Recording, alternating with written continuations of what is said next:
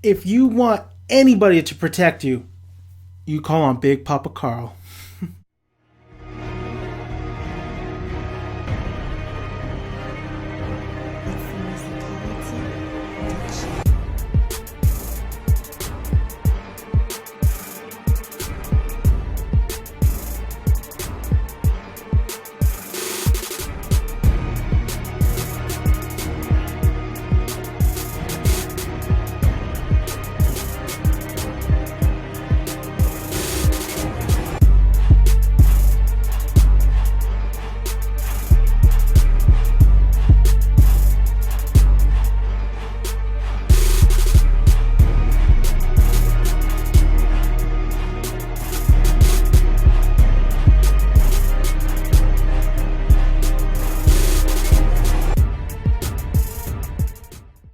What's going on, guys? We're talking The Walking Dead because it is Dead Walking Sunday.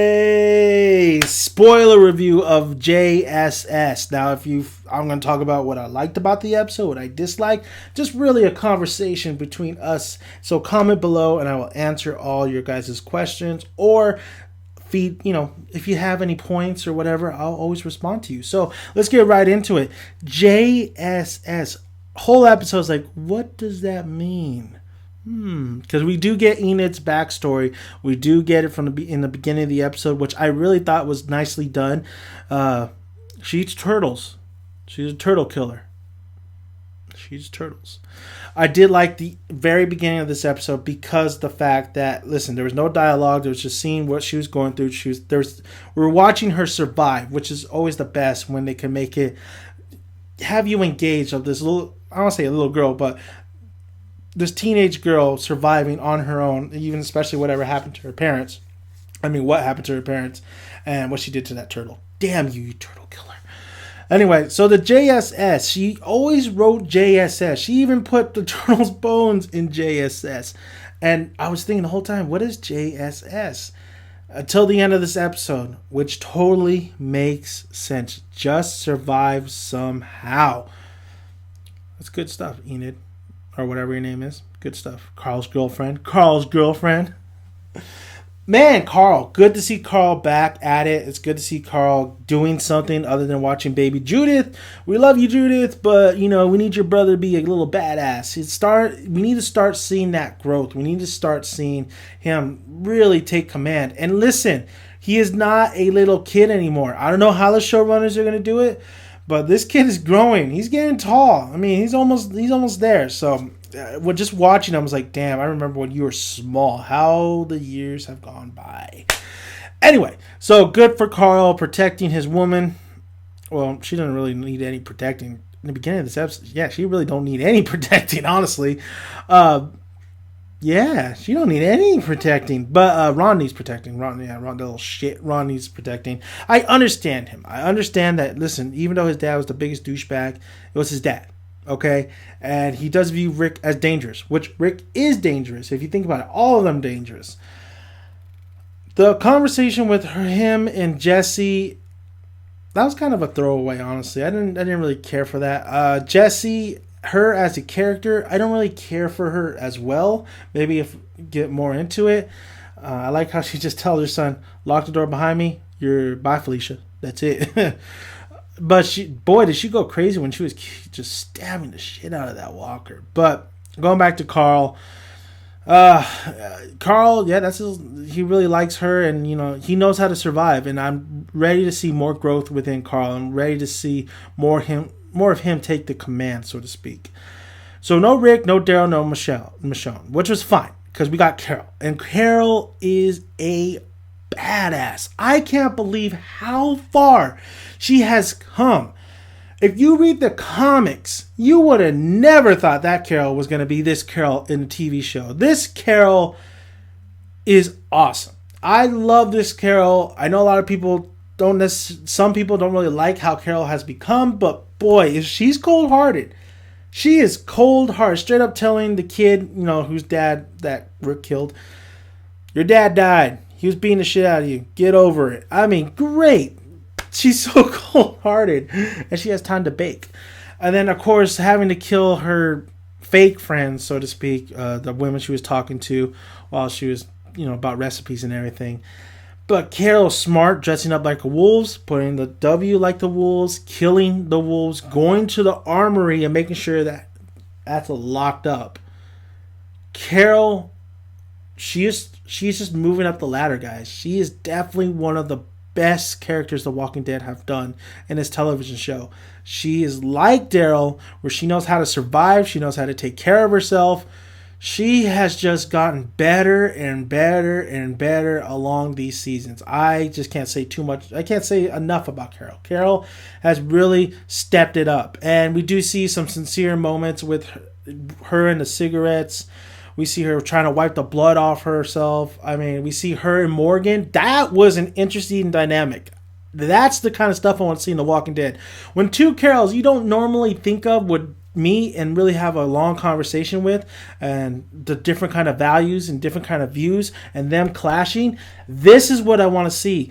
Carol and Morgan being definitely the one who doesn't believe in guns, the Batman of The Walking Dead, really being the badass of The Walking Dead, and having to conflict with Carol and seeing that Carol is she's there, but there's something in her eyes where there is no hesitation to take somebody's life. You could be man, woman, or child.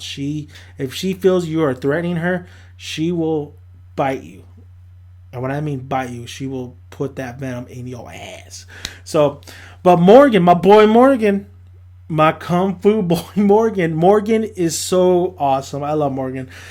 I thought it was going to look cheesy and goofy when she was swinging that stick, but the way the direction was and the way the overall choreography was, it worked.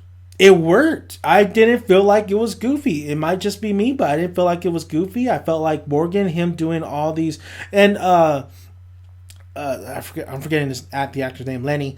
Lenny basically, him training with maybe that staff, I mean, he's really gotten used to it. He's really good at it. It's also the help of the director and really showcasing, okay, I don't want this to be too goofy. I want it to be realistic. So let's get swift, fast movements in the choreography.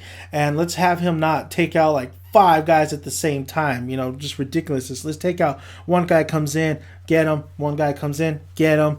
And just really just hitting them where you would think a normal person would hit these people. So I just gotta say, the choreography, it really did not feel goofy when Morgan was whacking people whack-a-mole with that staff. Great stuff. Morgan and Carol's conversation, like I said, was the most interesting dynamic of this whole thing. Carol saying, just kill the guy, just leave the guy, just leave Father Gabriel. Probably one of my Carol side. Not like Father Gabriel. But Morgan not doing that. I mean, and then him having a conversation, the one-on-one fight with the guy that we saw last season, one of the wolves with the long hair and a black coat. That was an interesting little fight as well. Morgan being able to kick his ass, because that's Morgan for you. Denise was another character in here that I felt like it's definitely interesting, already more interesting than the comics. I mean, she's being a doctor. She's not really a doctor. She's a psychologist, and she's there to play doctor.